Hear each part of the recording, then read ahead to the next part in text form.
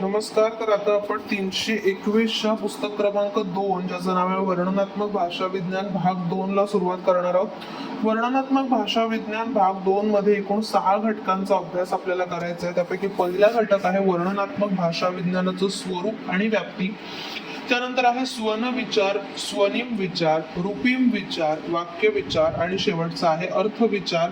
अशा एकूण 6 घटकांवरती आपण या पुस्तकामध्ये चर्चा करणार आहोत. तर आज आपण पुस्तक क्रमांक 2 ला सुरुवात करतोय आणि यामधला पहिला टॉपिक आहे तो म्हणजे भाषा विज्ञानाचं स्वरूप. आता या आधी आपण आधुनिक भाषा विज्ञान म्हणजे नेमकं काय, त्याचा पाया कोणी घातला, मग त्यामध्ये नोम चॉम्स्की असेल किंवा फर्दिनांद सोसूर असेल, ब्लूमफिल्ड असेल, तर अशा वेगवेगळ्या महत्वाच्या भाषा वैज्ञानिकांनी भाषेविषयी कोणते सिद्धांत मांडले आहेत याचा विचार केला आणि त्यातून आधुनिक भाषा विज्ञान म्हणजे नेमकं काय हे समजून घेतलं. बरोबर. मग भाषा विज्ञानाचं स्वरूप नेमकं काय आहे हे आतापर्यंत आपल्या लक्षात आलेलं असेल तर त्याचा आपण पुन्हा एकदा धावता आढावा इथे घेणार आहोत आणि मग ऍक्च्युअल जी थिअरी आहे या पुस्तकामधली स्वनिम विचार, रूपिम विचार आणि अर्थ विचार याला आपल्याला सुरुवात करायची आहे.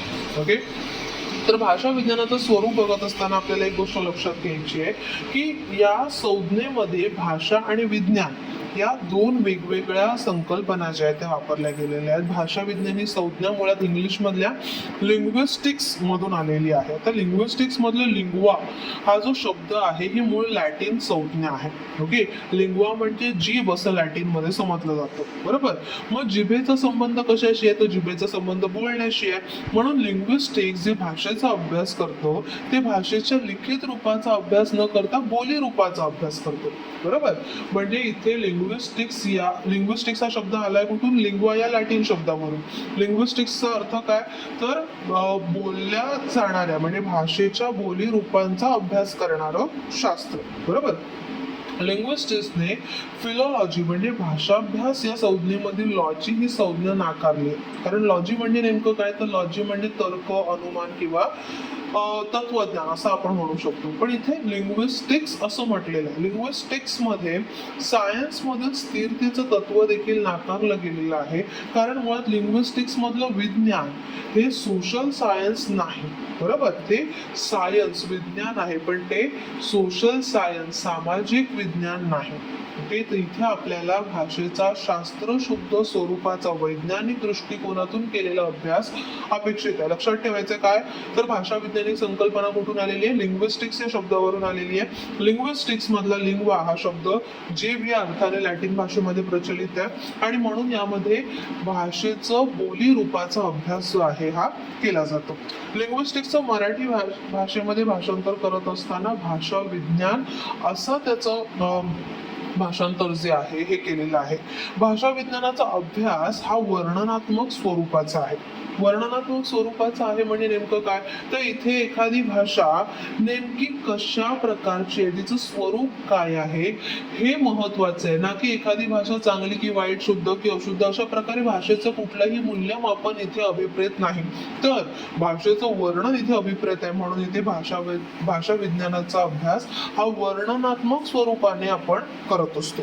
मग वर्णनात्मक भाषा विज्ञान म्हणजे नेमकं काय तर त्याला इंग्रजीमध्ये डिस्क्रिप्टिव्ह लिंग्विस्टिक्स असं म्हटलं जातं. डिस्क्रिप्शन म्हणजे वर्णनात्मक, वर्णन करणं. बरोबर. मग वर्णनात्मक भाषा विज्ञानामध्ये भाषा विज्ञान म्हणजे काय हे तर आपण बघितलं, भाषेचा वैज्ञानिक दृष्टिकोनातून अभ्यास. मग वर्णनात्मक भाषा विज्ञान म्हणजे काय हे देखील आपण बघितलं पुस्तक क्रमांक 1 मध्ये. ऐतिहासिक भाषा विज्ञान पद्धती किंवा तौलनिक भाषा विज्ञान पद्धती ही परंपरागत चालत असलेल्या भाषा वैज्ञानिक पद्धती होत्या ज्यामध्ये भाषेचा काळाच्या वेगवेगळ्या टप्प्यावरती जसं स्वरूप बदलते तसा अभ्यास केला जात होता. तर याच्या मर्यादा लक्षात आल्यानंतर आधुनिक भाषा वैज्ञानिकांनी काय केलं तर काळाच्या एका टप्प्यावर भाषा स्थिर असते असं मानून त्या भाषेचा लिखित आणि बोली अशा दोन्ही स्वरूपाचा एकूण वर्णनात्मक अभ्यास करायला सुरुवात केली. ओके. मग वर्णनात्मक अभ्यासामध्ये नेमके कोणकोणते महत्वाचे भाषा वैज्ञानिक आहेत आणि त्यांचे सिद्धांत काय, हे सगळं आपण पुस्तक क्रमांक 1 मध्ये बघितलेलं आहे. बरोबर. मग आता आपल्याला बघायचं आहे की वर्णनात्मक भाषा विज्ञानाचं नेमकं स्वरूप जे आहे हे स्वरूप कशा प्रकारचं आहे. यामध्ये वर्णनात्मक भाषा विज्ञानामध्ये आपण कुठल्याही एका विशिष्ट भाषेचा अभ्यास करत नाही, तर आपण भाषिक व्यवस्थेचा अभ्यास करतो. हे आपण मागच्या पुस्तकाचं लेक्चर ज्यावेळेला आपण घेतलं त्यावेळेला लक्षात घेतलेलं आहे की भाषिक वर्तन म्हणजे व्यक्तिपरत्वे भाषा किंवा एक विशिष्ट भाषा कशी बोलली जाते याही पेक्षा सार्वत्रिक दृष्ट्या म्हणजे सगळ्या भाषांच्या मागे जी एक अमूर्त अशी भाषिक व्यवस्था अस्तित्वात आहे त्या भाषिक व्यवस्थेचा अभ्यास आपल्याला वर्णनात्मक भाषा विज्ञानामध्ये अपेक्षित आहे. आणि म्हणूनच भाषा वैज्ञानिक वर्णनात्मक भाषा विज्ञानाचा अभ्यास करणारे जे भाषा वैज्ञानिक आहेत ते एक सार्वत्रिक भाषा शोधण्याचा तयार करण्याचा प्रयत्न करत असतात आणि यातूनच त्यांनी इंटरनॅशनल फोनेटिक अल्फाबेट तयार केलं ज्याला आंतरराष्ट्रीय ध्वनी लिपी असं म्हणतात. म्हणजे जगभरात वेगवेगळ्या प्रकारच्या हजारो भाषा ज्या आहेत त्या बोलल्या जातात. बरोबर. मग ह्या भाषांचं स्वरूप हे एकमेकीपेक्षा निराळं आहे, परंतु भाषा जरी निरनिराळ्या असल्या तरी त्यांचं भाषा तयार होण्याची प्रोसेस तिच्यामध्ये होणारे बदलांचे टप्पे हे सगळीकडे समान असलेले आपल्याला पाहायला मिळतात. आणि म्हणूनच भाषा ही भाषिक व्यवस्थेचा विचार करायचं ठरवल्यास या सर्व वेगवेगळ्या भाषांच्या मागे असणारी अमूर्त अशी भाषिक व्यवस्था जी आहे ती व्यवस्था शोधून काढून सर्वांना कळेल आकळेल सर्व मान्य असेल अशा प्रकारची एक सार्वत्रिक लिपी तयार करण्याचा प्रयत्न भाषा वैज्ञानिकांनी केला आणि त्यातून त्यांनी आंतरराष्ट्रीय ध्वनी लिपीचा शोध जो आहे हा लावलेला आहे. आणि ही वर्णनात्मक भाषा विज्ञानाची मोठी कामगिरी आहे असं आपल्याला म्हणावं लागतं.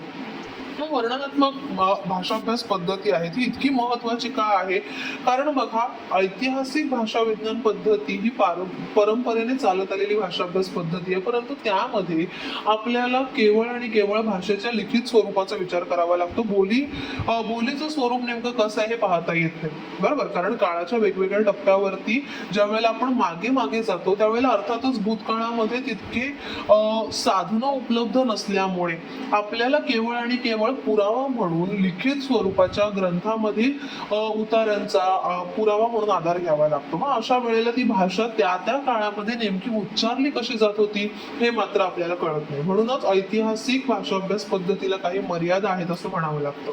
मग याच मर्यादा मोडून काढण्यासाठी एककालिक भाषाभ्यास पद्धती सुरू झाली. एककालिक म्हणजे एका ठराविक काळातील भाषेचं लिखित आणि बोली असं समग्र स्वरूप समजून घेणं यालाच एककालिक अभ्यास म्हणजेच वर्णनात्मक भाषा अभ्यास पद्धती असं म्हटलं गेलेलं आहे.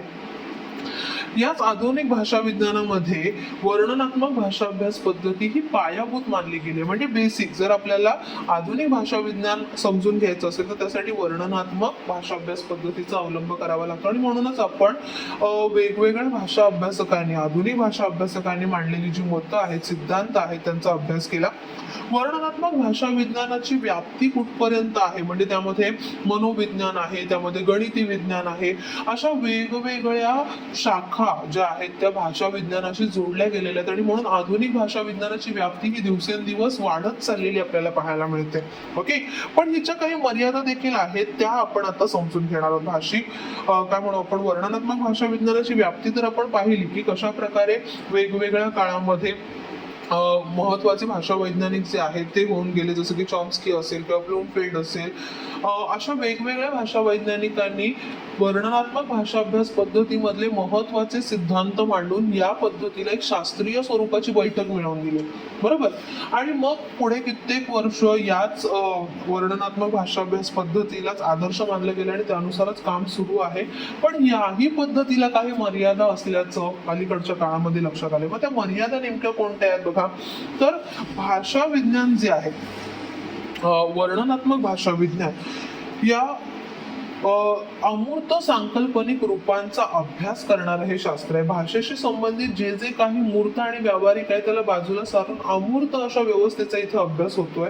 त्यामुळे भाषेच्या सामाजिक अंगाकडे या पद्धतीत पूर्णपणे दुर्लक्ष केलं जातं.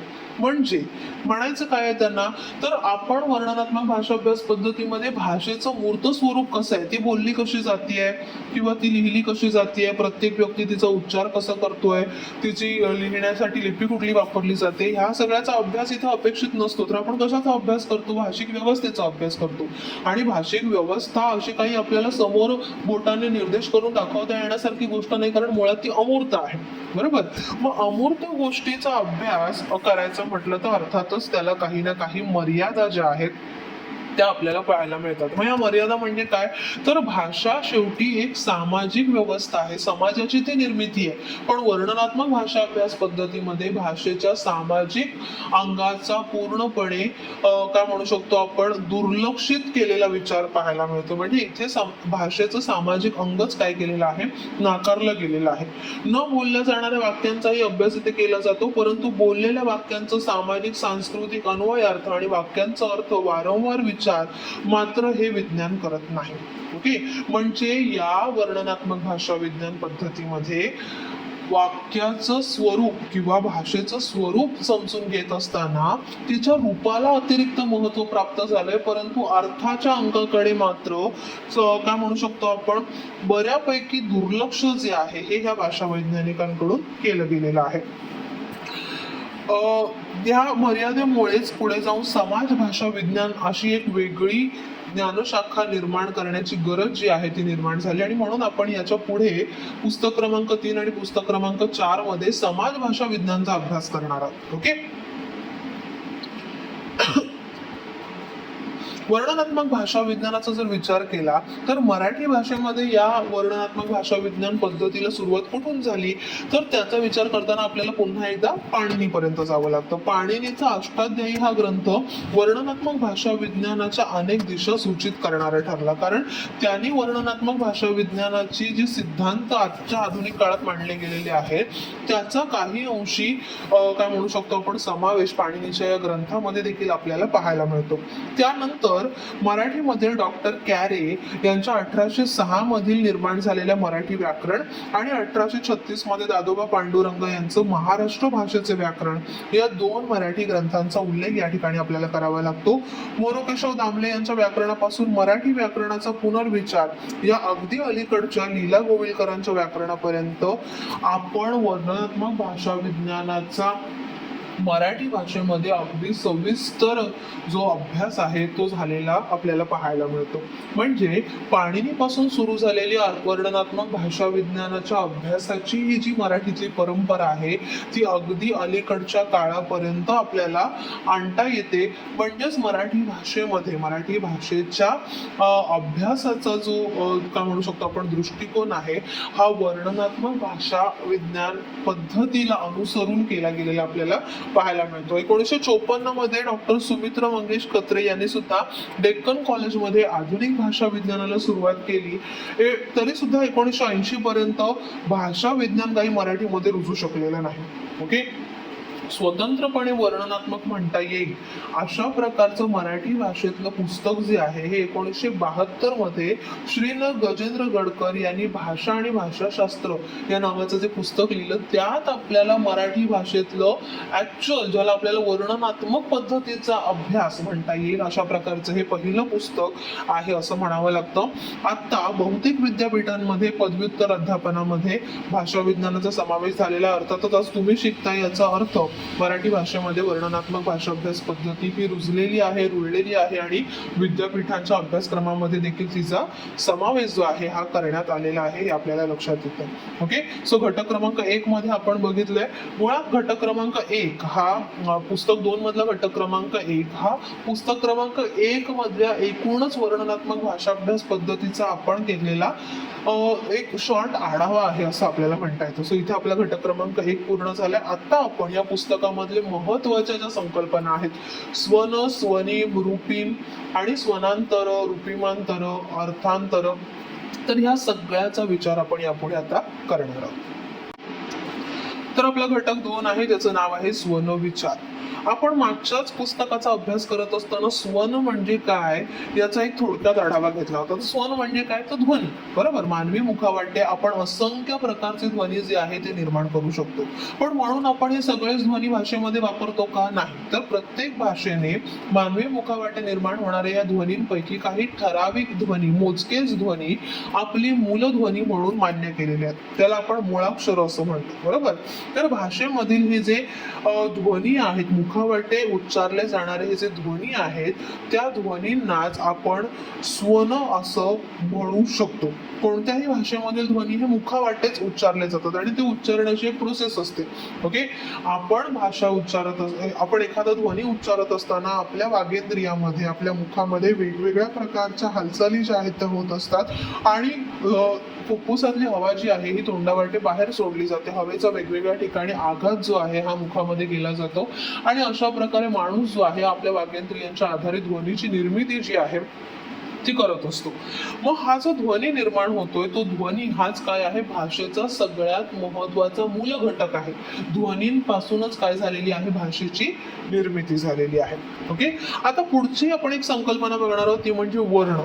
आता वर्ण म्हणजे नेमकं काय, तर ध्वनी या संज्ञेमध्ये जी संदिग्धता आहे ती दूर करण्यासाठी वर्ण ही संकल्पना वापरली गेलेली आहे. ओके. आता वर्ण याचा अर्थ नेमका काय, तर वर्ण काय म्हणू शकतो आपण, संकल्पनेची मांडणी जी आहे ही संस्कृतच्या आधारावर झालेली आहे.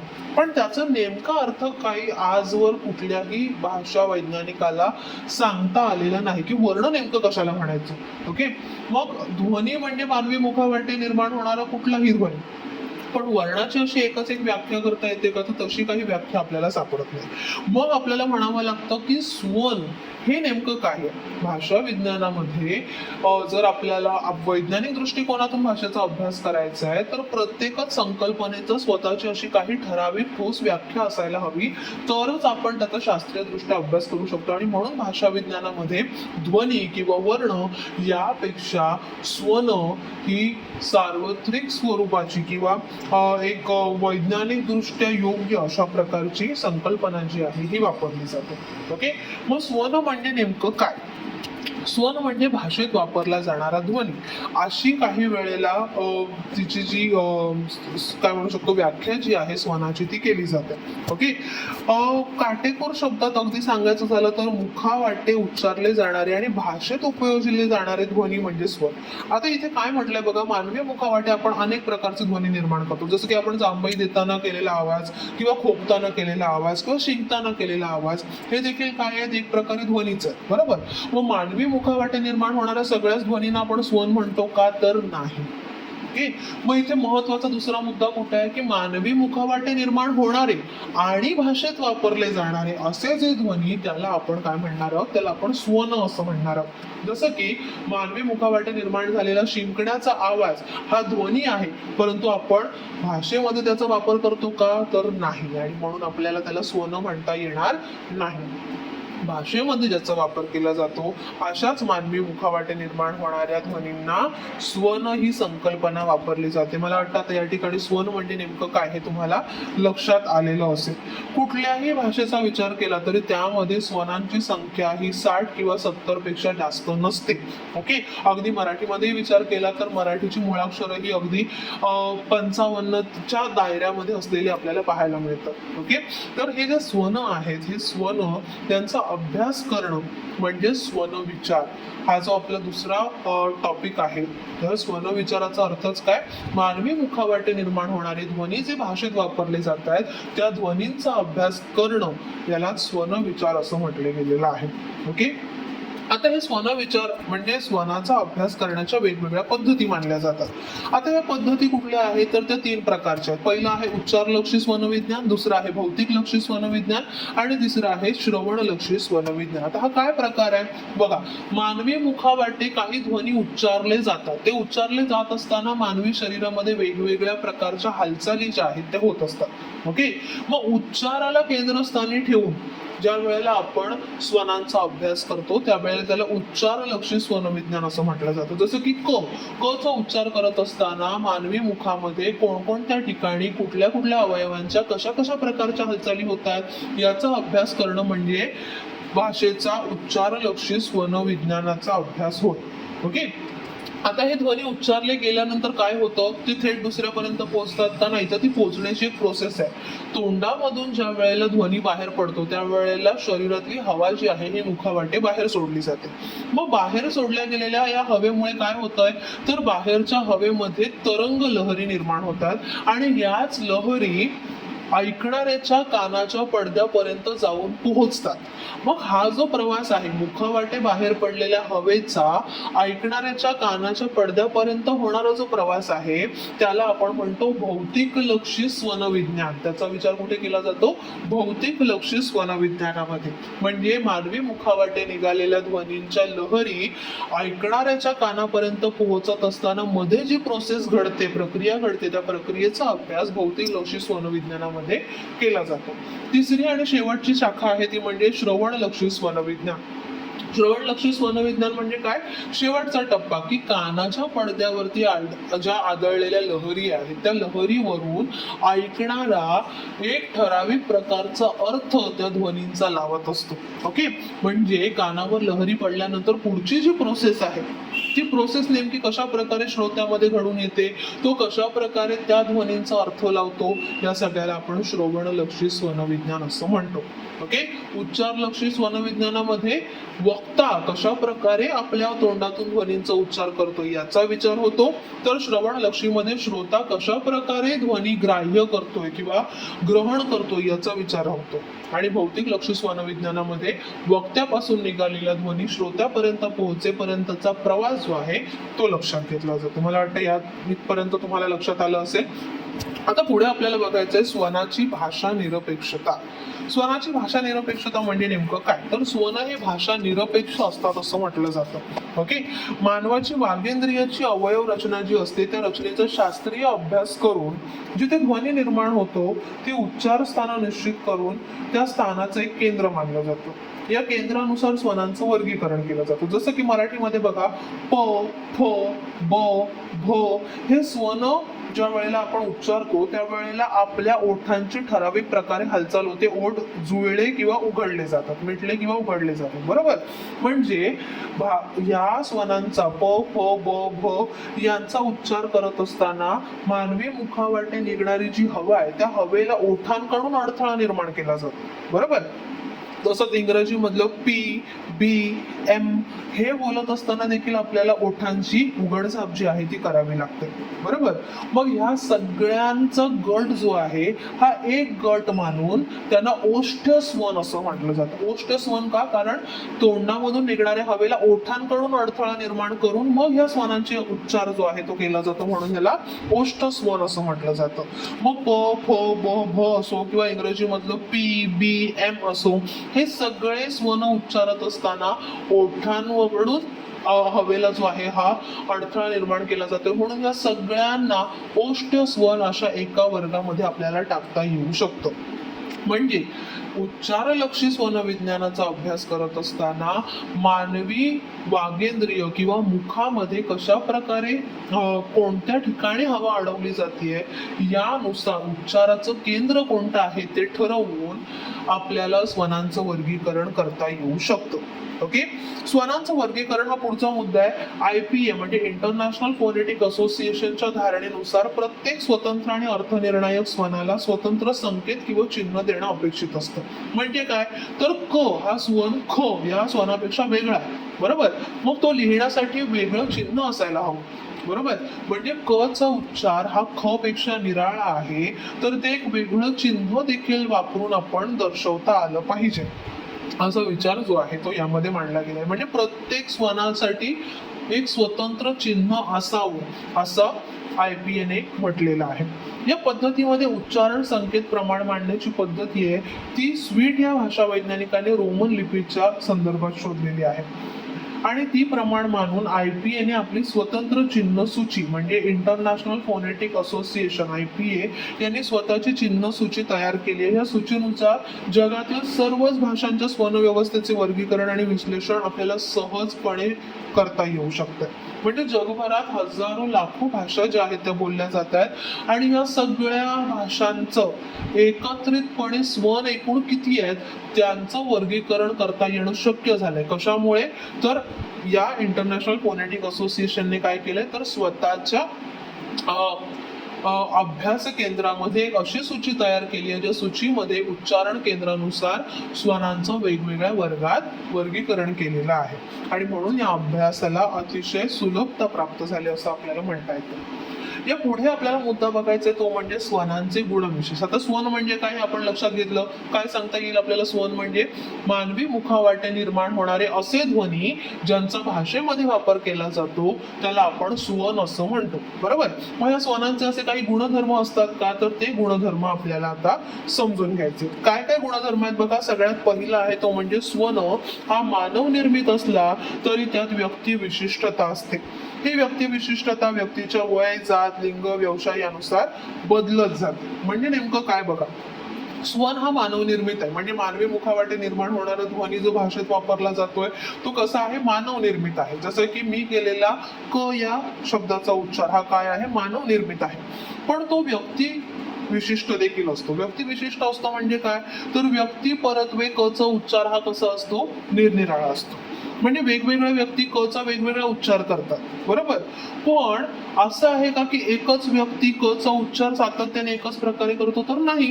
लहानपणी आपण केलेला क चा उच्चार आणि तारुण्यपणात आपण केलेला क चा उच्चार म्हातारपणी आपण केलेला क चा उच्चार एखाद्या स्त्रीने केलेला क चा उच्चार आणि एखाद्या पुरुषाने केलेला क चा उच्चार अशा प्रकारे व्यक्ती विशिष्ट उच्चार आपल्याला पाहायला मिळतात. एकाच स्वनाचे वेगवेगळ्या व्यक्ती वेगवेगळ्या परिस्थितीत वेगवेगळ्या लिंगानुसार वेगवेगळ्या वयानुसार वेगवेगळे उच्चार करत असतात. म्हणजे स्वन हा कसा असतो व्यक्ती विशिष्ट असतो असं आपल्याला म्हणावं लागतं. दुसरं स्वनाच्या अंगी अर्थभेद करण्याची क्षमता असते त्याला विभेदकता असं म्हणतात. विभेदकता म्हणजे नेमकं काय तर एक स्वन हा दुसऱ्या स्वनापेक्षा कसा असतो वेगळा असतो. जसं की मी म्हटलं क आणि ख हे दोन वेगळे स्वन आहेत. बरोबर. त्यांचा उच्चार करत असताना मानवी मुखामध्ये वेगवेगळ्या प्रकारच्या हालचाली होतात. त्याचा उच्चार हा निराळा असल्यामुळे त्यांना चिन्ह देखील वेगवेगळी दिली गेलेली आहेत आणि म्हणूनच क हा ख पेक्षा वेगळा आहे असं आपल्याला म्हणता येतं. ओके. म्हणजे स्वनांच्या अंगी अर्थभेद करण्याची क्षमता असते. कळ आणि खळ असे दोन शब्द मी जर लिहिले तर दोन्ही शब्दांचा अर्थ बदलतो. बरोबर. कळ मध्ये क हा स्वन वापरलाय तर खळ मध्ये ख हा स्वन वापरलेला आहे. पण क आणि ख या स्वनांची अदलाबदली केल्यास त्या शब्दाचा अर्थ काय होतो बदलतो. याचा अर्थ स्वनामध्ये अर्थविभेदकता हे लक्षण असतं असं आपल्याला म्हणावं लागतं. तिसरं वैशिष्ट्य काय आहे तर सुट्या स्वतंत्र स्वनांना स्वतःचा अर्थ नसतो. पण एखादा स्वन एखाद्या भाषेत वापरला गेला की त्याला भाषा सापेक्ष अर्थ प्राप्त होतो. याचा अर्थ काय फक्त क ला काही अर्थ आहे का नाही. सुट्या स्वनांना काहीही अर्थ नाही. पण क म ळ असे तीन स्वन एकत्र करून मराठी भाषेमध्ये त्याचा उच्चार केला तर मात्र कमळ या शब्दाला विशिष्ट असा अर्थ प्राप्त होतो. ओके. चौथा आणि शेवटचं वैशिष्ट्य आपल्याला लक्षात घ्यायचं आहे की स्वन अतिशय लवचिक असतो. लवचिक असतो म्हणजे नेमकं काय तर स्वनाच्या विशेषामुळे आपल्याला उच्चार करताना आवाजात चढ उतार करता येतो आणि या चढ उताराद्वारेच आपल्याला अर्थभेद दाखवता येतात. म्हणजे क ह्या एका स्वनाचा उच्चार करत असताना प्रत्येक वेगवेगळ्या शब्दात जसं की कमळ मधला क ओके कविता मधला क घरकुल मधला क या वेगवेगळ्या शब्दांमध्ये क चा उच्चार करत असताना माझ्या तोंडामधल्या हवेचा अवरोध हा कमी जास्त प्रमाणामध्ये होतो. त्यानुसार मला आवाजात चढ उतार करता येतो आणि म्हणून आपल्याला अर्थभेद जो आहे हा करता येऊ शकतोय. म्हणजे स्वन हा लवचिक असतो. त्याचा उच्चार जो आहे हा लवचिक स्वरूपाचा असतो. कधी आपण मोठ्याने तर कधी हळू आवाजात कधी अतिशय जोर देऊन तर अतिशय मृदूपणे अशा प्रकारे आपण स्वनांचं उच्चारण जे आहे हे करू शकतो. सो आपण घटक क्रमांक 2 जो आहे या घटक क्रमांक 2 मध्ये स्वन म्हणजे नेमकं काय, स्वन विचार म्हणजे नेमकं काय, आणि सोबतच स्वनांची काही महत्वाची वैशिष्ट्य जी आहेत ती पाहिलेली आहे. ओके, आता आपल्याला घटक 3 बघायचं, ज्यामध्ये स्वनिम म्हणजे काय हे समजून घ्यायचं. बघा, पुढचा मुद्दा आहे स्वनिम विचार. आता स्वनिम म्हणजे नेमकं काय. आपण बघितलं की स्वन हा भाषा निरपेक्ष असतो, बरोबर. भाषा निरपेक्ष असतो म्हणजे मानवी मुखावाटे निर्माण होतोय आणि कुठल्या तरी भाषेत वापरला जातोय ना, मग त्याला स्वन म्हणा, बरोबर. पण तोच स्वन ज्या वेळेला एका विशिष्ट भाषेमध्ये वापरला जातो त्यावेळेला त्या स्वनाला त्या विशिष्ट भाषेचा स्वनिम असं म्हणतात. जसं की क हा एक स्वन आहे, बरोबर. स्वन आहे म्हणजे मानवी मुखावाटे उच्चारला जातो आणि कुठल्या तरी भाषेमध्ये वापरला जातो, मग क ला आपण स्वन म्हणू. पण ज्या वेळेला आपण मराठी भाषेमध्ये क चा विचार करू त्यावेळेला क हा मराठी भाषेमध्ये वापरला जाणारा स्वन आहे, म्हणून तो मराठी भाषेतला स्वनिम ठरतो. कळतंय.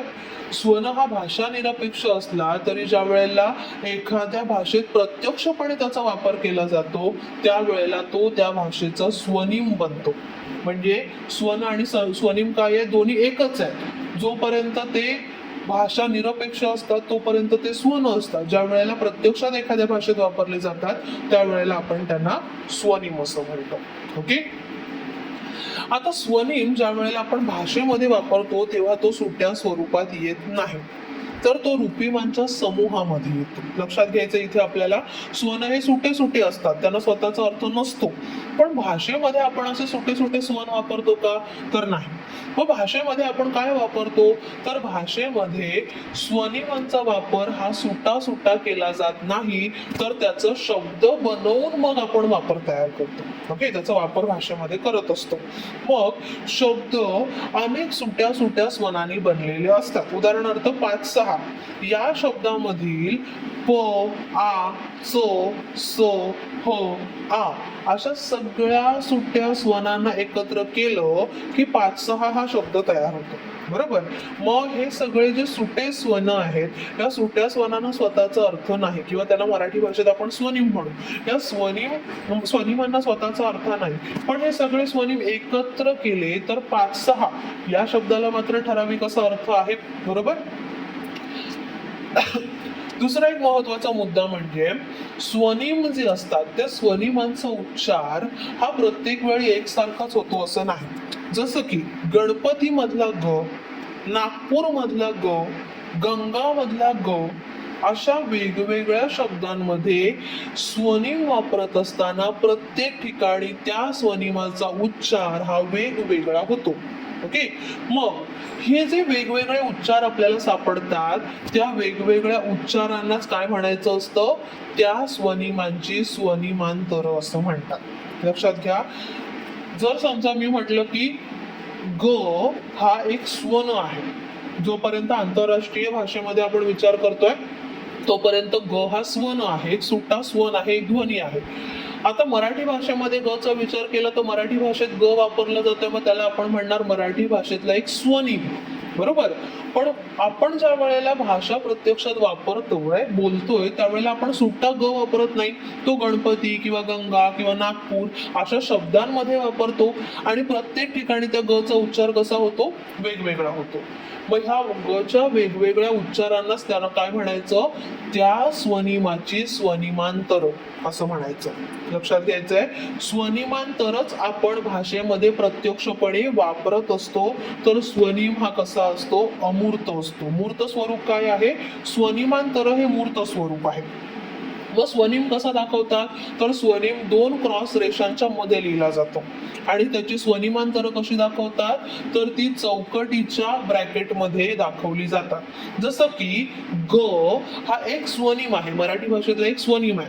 मग 2 क्रॉस लाईनच्या मध्ये ग लिहिला तर त्याला आपण स्वनिम म्हणू. त्याच्या पुढे त्याची वेगवेगळे उच्चार म्हणजे नागपूर मधल्या ग ला आपण ग1 म्हणूया, गंगा मधल्या ग ला आपण ग2 म्हणूया, गणपती मधल्या ग ला आपण ग3 म्हणूया. असे ग चे हजारो लाखो उच्चार आपण मराठी भाषेत करतो. या उच्चारांना प्रत्यक्ष भाषेमध्ये केल्या जाणाऱ्या ग च्या उच्चारांना आपण म्हणणार त्या स्वनिमाची स्वनिमांतरे. लक्षात आलंय. आता ह्याला स्वनांतर असं म्हटलं जातं. ही स्वनांतर म्हणजे नेमकं काय, तर प्रत्यक्ष भाषेत आपण स्वनांतराचा उच्चार करत असतो. ओके, उच्चार दृष्ट्या साम्य असलेल्या, परस्पर पूरक विनियोग असणाऱ्या आणि अर्थदृष्ट्या एकच असणाऱ्या सदृश्य स्वनांच्या गटाला स्वनांतर असं म्हणतात, अशी त्याची व्याख्या केली जाते. सोप्या शब्दात सांगायचं तर गचे हे सगळे जे वेगवेगळे उच्चार आहेत त्या उच्चारांचा एक गट तयार केला तर त्या गटाला म्हणणार स्वनांतर. पण ह्या सगळ्या उच्चारांमध्ये वैविध्य असलं तरी आपल्याला ऐकणाऱ्याला कळतं की हे सगळे उच्चार कसले आहेत, गचेच आहेत. मग तो एक ग जो आहे तो ग म्हणजे काय आहे, स्वनिम. ग या एका स्वनिमाची ही सगळी काय आहेत, स्वनांतर. ओके, आता आपल्याला बघायचं आहे स्वनिम निश्चित करण्याची तत्व. मग एखादं स्वन हा स्वनिम आहे की नाही आपण कसं निश्चित करायचं, तर त्यासाठी काही तत्व जी आहेत ती वापरावी लागतात. पहिलं आहे व्यवच्छेदक विनियोग. व्यवच्छेदक विनियोग म्हणजे नेमकं काय, तर ज्या वेळेला स्वनिम निश्चित करायचं असतो त्यावेळेला काही शब्द समूह निवडले जातात. त्यामध्ये फक्त एकच स्वनिम भिन्न असतो, बाकी स्वनिम एकच आणि त्यांचा क्रमही सारखाच असतो. ओके, उदाहरणार्थ कालो, लालो, पालो, जालो. ओके, आता यामध्ये आ आणि ल हा जो पुढचा परिसर आहे शब्दाचा तो सेम ठेवलेला आहे, फक्त आधीचा स्वन बदललाय.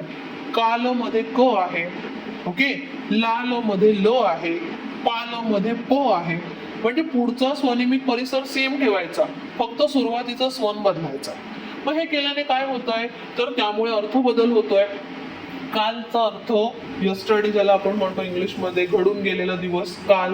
ओके, पाल म्हणजे एक विशिष्ट कीटक आहे, प्राणी आहे, त्याचं नाव आहे पाल. ओके, लाल हा एका रंगाचं नाव आहे. म्हणजे पुढील सगळा स्वनिमित परिसर आ आणि ल सारखा ठेवला आणि फक्त पहिला स्वनिम बदलला. म्हणजे क, ल आणि प असे वेगवेगळे स्वनिम टाकले तर प्रत्येक वेळेला अर्थामध्ये काय होतोय, बदल होतोय. याचा अर्थ हे सगळे स्वनिम एकमेकापेक्षा कसे आहेत, वेगळे आहेत. बरोबर, म्हणजे ज्या स्वनिमामुळे अर्थभेद राखला जातोय, ओके, तर त्याला आपण स्वतंत्र स्वनिम असं म्हणू शकतो. मग याला आपण म्हणायचं व्यवच्छेदक विनियोग. व्यवच्छेदक म्हणजे विशिष्ट प्रकारेच त्याचा वापर केला जातोय आणि त्यामुळे त्याचा विशिष्ट असा अर्थ लागतोय, तर आपण त्याला म्हणणार व्यवच्छेदक विनियोग. दुसरा आहे पूरक विनियोग. आता पूरक विनियोग कसा बघायचा, तर पूरक विनियोग म्हणजे एकमेकाच्या जागी उपयोजिता न येणाऱ्या, उच्चारदृष्ट्या फरक असणाऱ्या उपयोजनास पूरक विनियोग असं म्हणतात. ओके, आता याचा अर्थ नेमका काय बघा. काही स्वनिमांच्या उच्चारात फरक पडतो पण त्यामुळे अर्थभेद होत नाही, ते एकमेकांच्या जागाही घेऊ शकत नाहीत, अशा विनियोगाला पूरक विनियोग म्हणतात. उदाहरणार्थ लढा, ढाल, डावा, वाडा, गडबड, धडपड, डफ, ढग, माढा, तेड. या सगळ्या उदाहरणांचं जर आपण उच्चार बघितले तर ह्यामध्ये ड आणि ढ या स्वनिमाचे उच्चार वेगवेगळे आहेत. बरोबर, लढा मधला ढ वेगळा आहे, ढाल मधला ढ वेगळा आहे. बरोबर, तसंच डावा मधला ड वेगळा आहे, वाडा मधला ड वेगळा आहे. प्रत्येक ठिकाणी उच्चार कसा येतोय, वेगवेगळा येतोय. पण या उच्चारामुळे तिथे अर्थभेद होतोय का, तर अर्थभेदही होतोय. आणि दुसरं म्हणजे वाडा मधला ड डाव्याची जागा, डाव्याचा जो जागा आहे ड ची ती घेऊ शकत नाहीये. बरोबर, म्हणजे उच्चार दृष्ट्या आपल्याला वाटतंय की ड ड दोन्हीकडे डच तर आहे, काय वेगळं आहे, वाडामध्ये पण डच आहे आणि डावामध्ये पण डच आहे. म्हणजे दोन्हीकडे उच्चार दृष्ट्या साम्य आहेत, पण तो उच्चार प्रत्येकाचा कसा आहे, वेगळा आहे, हे आपल्याला लक्षात घ्यावं लागतं. डावामध्ये जसा ड चा उच्चार आपण करतो तसा वाडामध्ये आपल्याला करता येत नाही. मग ह्याला म्हणतात पूरक विनियोग. तिसरा आहे वैकल्पिक किंवा मुक्त विनियोग. वैकल्पिक किंवा मुक्त विनियोग म्हणजे नेमकं काय, तर बऱ्याचदा दोन किंवा अधिक शब्दांमध्ये दोन स्वनिम भिन्न असूनही ते व्यवच्छेदक नसतात, म्हणजे स्वनिम अर्थभेद करत नाहीत. तसेच ते अर्थदृष्ट्या समान असून परस्पर पूरकही नसतात. ओके, अशा प्रकारचे स्वनिम एकाच स्वनिम परिसरात स्वनिम उपयोगिता येऊ शकतात. म्हणजे एकाच स्वनिम परिसरात एका स्वनिमाच्या जागी दुसरा स्वनिम उपयोजिता येतो, त्यास मुक्त विनियोग असं म्हणतात. जसं की मी म्हटलं उदाहरणार्थ अगदी.